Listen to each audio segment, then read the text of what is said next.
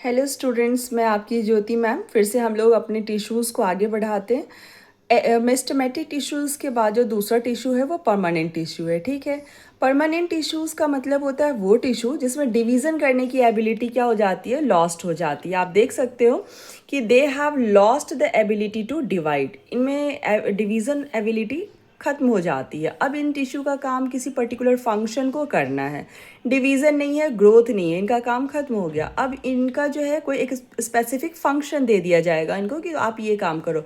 For example water conduction का काम करो, फॉर एग्जांपल फोटोसिंथेसिस का काम करो। तो जब वो किसी पर्टिकुलर फंक्शन के लिए स्पेशलाइज्ड हो जाते हैं तो उसके लिए एक टर्म दिया गया है, differentiation. when tissues are specialized for a particular function then it is called differentiated tissue. The process is called differentiation. ठीक है, वो फंक्शन कुछ भी हो सकते हैं, सपोर्ट हो सकता है, ट्रांसपोर्ट हो सकता है, स्टोरेज हो सकता है। Got it. और अल्टीमेटली ये सेल्स हैं कौन सा, जिसने अपनी एबिलिटी ऑफ डिवीज़न को लूज़ कर दिया है। ठीक है, तो आपने लास्ट क्लास में पढ़ा था डिवीज़न में। अगर आप देखोगे तो डिवीज़न में हम लोग देख सकते हैं यहाँ पे कि यहाँ पे देखो परमानेंट टिश्यू को भी डिवाइड किया गया है, simple permanent tissue and complex permanent tissue. Simple permanent tissue and complex.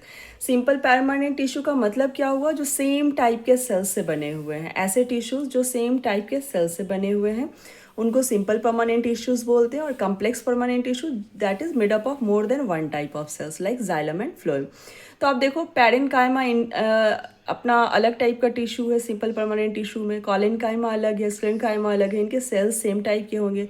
जबकि कॉम्प्लेक्स परमानेंट टिश्यू में जाइलम में देखो 4 टाइप्स के सेल्स हैं, ट्रैकिड्स हैं, वेसल्स हैं, जाइलम पैरेन्काइमा है, जाइलम फाइबर्स हैं। चूँकि जाइलम डिफरेंट टाइप के सेल से बना हुआ है that's why xylem is called complex permanent tissue, and phloem is also called complex permanent tissue. Why? Because these are made up of sieve tube elements, companion cells, phloem parenchyma, phloem fibers.